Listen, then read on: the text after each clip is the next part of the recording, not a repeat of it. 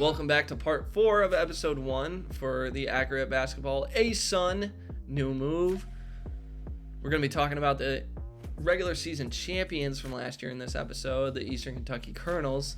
Now, Dad, this team brought in a lot of good talent from outside. They do have some inside talent that's still here as well. You got Devontae Blanton, who's going to be coming back, leading the charge as a fifth-year senior for them. Turner Buttery's probably going to be stepping into a starting role this year. You bring over Jordan Crawford and Mayor Wool from the CAA Conference champions. That would be the College of Charleston Cougars, who both played minor roles with them last year. And then from VMI, you got DJ Nussbaum, who's probably going to be leading the center spot. I could also see at some point Kirill Martinov moving into that spot from Eastern Michigan. You see it all the time with players that come from maybe a little bit of a higher up conference come in, and like Kirill was the 10th man in the rotation but they're in the MAC, and you see it all the time where players come over from conferences like that, end up getting a niche here in the starting spot, and then really ended up taking off and have 12 points per game and or contributing even more.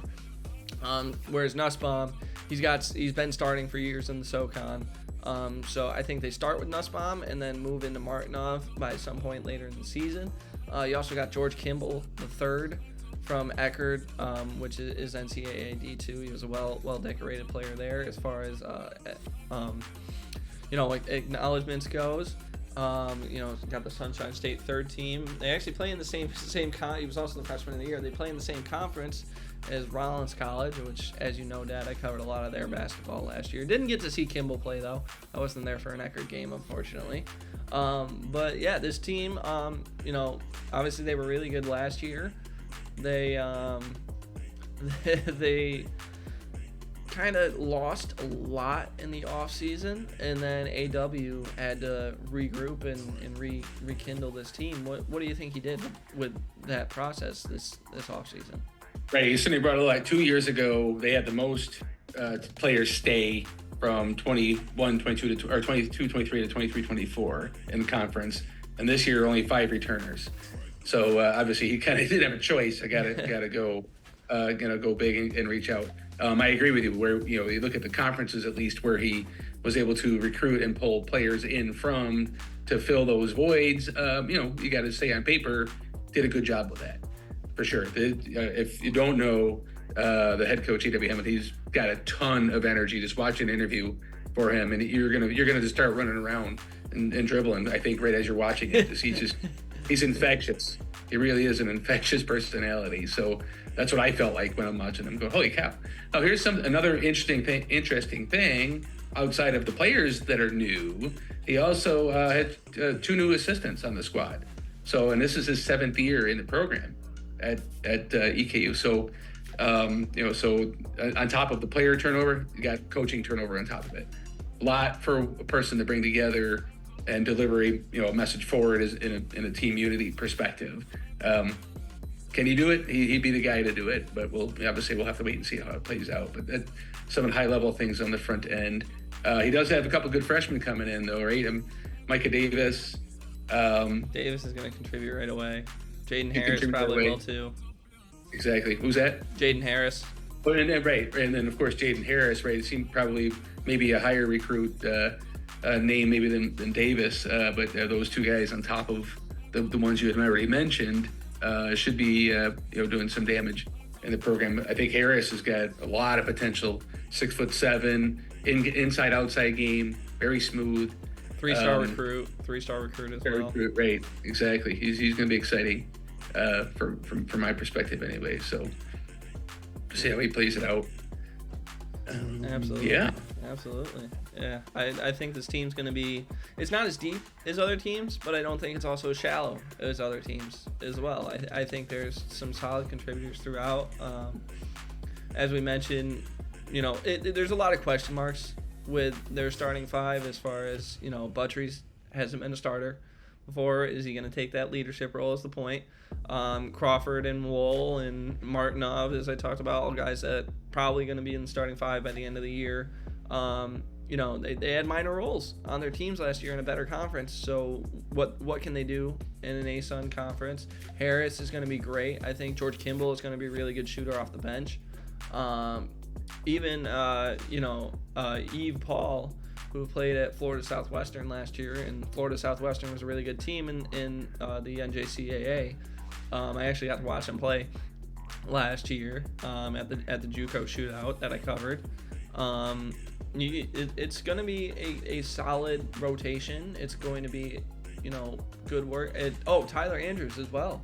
I forgot to talk about Tyler Andrews from UMKC. He's another, the wing depth on this team is just fantastic. Andrews is a hard worker. He's a pretty decent shooter. And then you got Devontae Blanton, who is hopefully going to play like he did 2 years ago. He took a little bit of a step back last year with all the talent that was on the team, but he's going to have to be the guy this year. He played the second most minutes out of anyone. He's going to be the leader, and he's going to have to take charge. I think it's going to be a solid, competitive team each night. Right. You see them rotating a lot, like maybe go 10 deep even, perhaps, with who's on the court, getting some decent minutes. Yeah. Kind of I think that's going to be a common theme across all of the ASUN teams this year. I think we're going to have deep rotations. And not everyone's going to play every night. I think some guys are going to end up getting, 3 minutes a night because the rotations are so deep. And then some nights we're going to say, all right, we got to, stick to a solid 8 and we're going to run with that. But I think it's going to trend more on the deep rotation side of things rather than the high, especially with EKU. Just because they are so deep, it just depends on how ready the freshmen are by the time I bet by ASUN turn regular season time, both of those high value freshmen will be solidified in the lineup. And so where do you see this team? Where's AW? You're gonna run through a wall for AW, but are you gonna rank them number one because you love them so much, or where's EKU going? No, I gotta temper that. Exactly. I mean, again, I look at coaching changes aren't insignificant. Not because I'm an assistant coach and I left. No, I'm kidding. But no, I think it's an important role when you're coaching and you have assistants you can count on. Do you think alike? Because you're working together for years and you just act rather than where you can just react rather than trying to strategize and plan stuff out. New coaches can't be this. Not that they're not going to have that cohesiveness right off the bat, but we don't know. It's an unknown. So there's just for me, there's too many unknowns. I think they can be a force towards the end of the season. We'll see how they come together. But I have them placed 5th as far as regular season record. But again, I'm thinking they're going to be on the trending upside as the season progresses. I can see that. I have them in a similar range. I had them in the 3 to 6 range when I rated them. And the reason I had them 3 to 6 was because I looked at the roster. I did my research.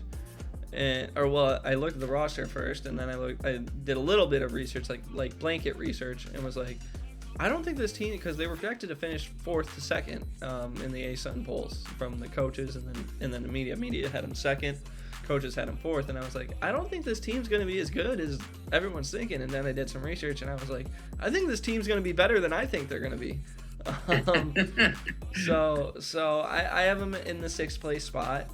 Because of that, just because I think there's some teams that I think have higher upsides, teams that I personally enjoyed, just better thoughts about when I ended up researching them.